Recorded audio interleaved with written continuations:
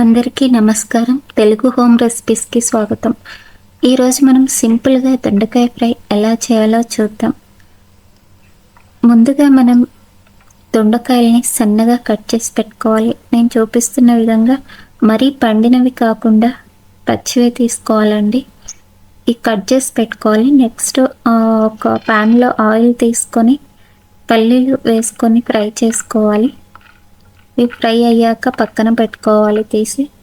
అదే ప్యాన్లో మనం ఆల్రెడీ కట్ చేసి పెట్టుకున్న దొండకాయ ముక్కలు కూడా వేసుకొని ఫ్రై చేసుకోవాలి. ఇది కొంచెం బాగానే ఫ్రై చేసుకోవాలండి. కలర్ చేంజ్ అయ్యి ముక్క మెత్తబడే వరకు ఫ్రై చేసుకోవాలి. ఇలా మెత్తబడిన తర్వాత ఆ ఫ్రై అయిన వాటిని పక్కన పెట్టుకొని అదే ప్యాన్లో కొంచెం ఆయిల్ వేసుకొని జీలకర్ర, ఆవాలు, కొంచెం శనగపప్పు, ఇలా పోపు దినుసులు వేసుకొని ఫ్రై చేసుకోవాలి. కరివేపాకు కూడా యాడ్ చేసుకోవాలి.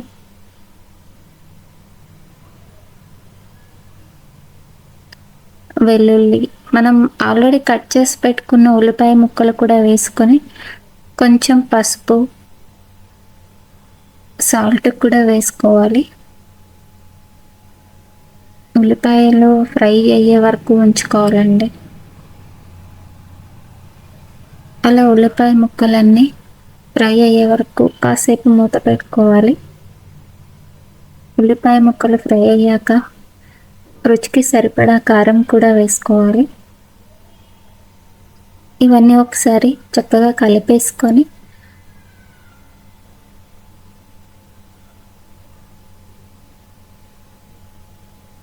మనం ఆల్రెడీ ఫ్రై చేసి పెట్టుకున్న దొండకాయలు ఉన్నాయి కదండి, అవి ఇందులో వేసుకొని కలుపుకోవాలి.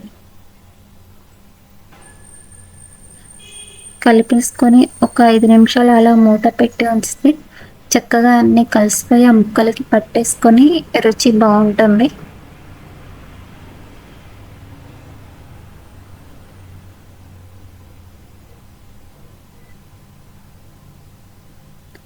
ఆ తర్వాత మనం ఆల్రెడీ పెట్టుకున్న పల్లీలు కూడా వేసుకోవాలి.